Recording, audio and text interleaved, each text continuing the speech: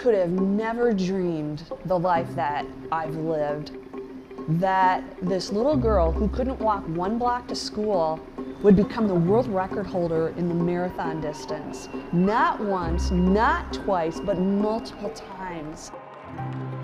They called her Jean Machine in her glory days. She'd get up to the front of the pace line and just hammer away, and people would just fall off. Just an incredibly hard worker and really captured all the noble qualities of what it means to be an athlete. I'm going to be competitive and I plan on winning it. University of Illinois alumna and world-renowned racer Jean Driscoll has been leading the pack on and off the track since her first major road race in 1989. Not only did she win the Boston Marathon 8 times, Jean went on to win 2 Olympic medals, 12 Paralympic medals, and has won dozens of marathons around the world. She quickly became the face of wheelchair athletics. When I decided to retire from my racing career, it was a multi-year consideration. I had done it for over a decade. I didn't know what would be next. It was shortly after that she received a call from Johnny and Friends, a Christian ministry that assists those with disabilities around the world. They wanted Jean to lead a wheelchair racing camp halfway around the world, in Ghana, West Africa. I listened politely and politely declined. And so on the 3rd phone call, I said, okay, I will go to Ghana and I'll teach this wheelchair track camp.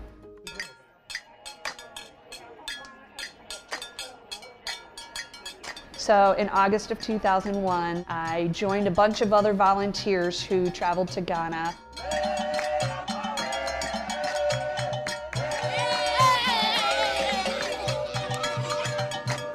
I had 7 somewhat antiquated racing chairs, 6 of which were functional, and there were 32 people who showed up for this wheelchair track camp.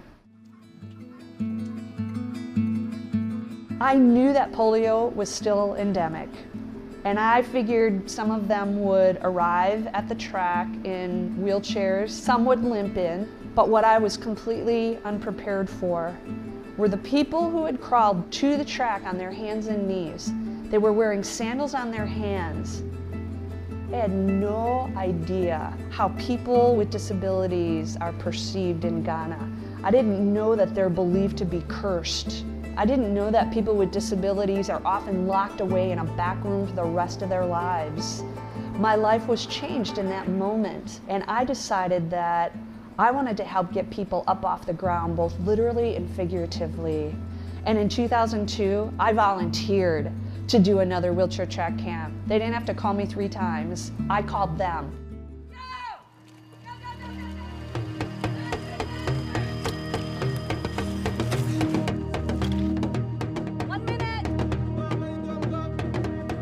During her first training camps, Jean saw great potential in one young athlete, Raphael Bochwe Nkegbe.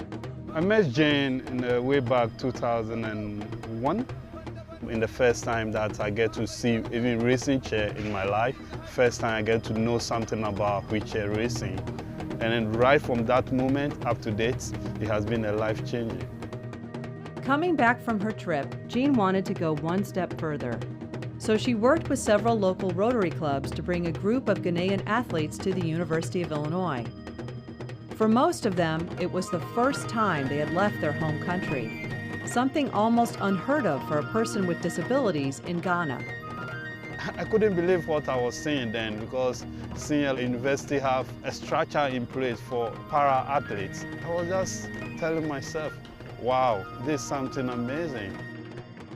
And I folded them in with our training, so we were training morning and afternoons, and they'd jump in with the rest of the team. And a great opportunity for our student athletes to connect with the Ghanaians. It was a very enriching experience. The spirit towards life in general, it's a bit intoxicating. It's what you want to be around as a person. And we got along really well right from the get-go. Being with the University of Illinois team is always a joy because they have a bunch of great athletes. I try to make good use of that opportunity. It's really great to see athletes from around the world coming into wheelchair racing. I mean, that's what we want. We want the sport, growth of the sport, and even growth for the Paralympics. As Ghana's racing began to develop, the International Paralympic Committee took notice and extended 2 wildcard entries to Ghana for the 2004 Paralympics in Athens, Greece. 1 man and 1 woman were selected to compete, Raphael and Ajara Muhammad. For the first time in its history, Ghana was represented in the Paralympic Games. A dream of any para-athlete is to see himself in the Paralympic. It's a history. I also see the investment that Jane and other people put in us that have generated. And this is the moment we're waiting for. They were asked, how has this changed your life? And Ajara said, now my family talks to me. Way back in Ghana, there's so many perceptions. People think you are cursed. Ajara, somebody we think that it doesn't have any value in the family. No, we say that I have value. So we going back home, a lot of people start having a lot of changes. It's just this really unique experience. There's a lot of pride in seeing someone from your home going out and doing well in front of the entire world. It has started a discourse and has created an awareness of what's possible. Since their premiere on the world stage, Ghana has been represented in both the Beijing and London Paralympics. They hope to continue on to Rio in 2016 and to many more games after. Jean's protege, Raphael, has competed in them all and has now been inspired to create his own racing club where he looks to bring in the newest generation of Ghanaian racers. Raphael and the Go Get 'em Racing Club continue to race in marathons and track meets in Africa and around the world, like Bloomsday in Spokane, Washington. Sports, it has made me the voice for the voiceless. I also look up to somebody who have encouraged me to be here. That's Jane Driscoll. She talked to you in a manner for you to believe in yourself. I couldn't be more proud of what a leader Raphael has become. He has become the voice and the face for people with disabilities in Ghana. He talks about wanting to give back and wanting to continue what, Jean has built up and to make sure that it continues for generations to come. Jane came all the way to Ghana to plant a seed, and that seed has grown with so many branches, and other athletes too are benefiting.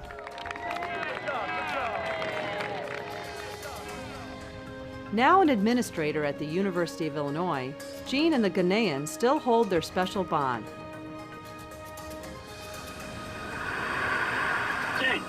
Hey, which way? McLean. Yes. Can I say something? That's excellent. Even now, after all the success I've had, I'm still amazed that people seek me out as a mentor. In my life, sport isn't a part of my daily existence, but I will always have a connection to wheelchair sports and to serving individuals in some way. I'll continue what I'm doing, but in terms of knowing what's next, I'm not exactly sure what that is, but I'm excited to find out.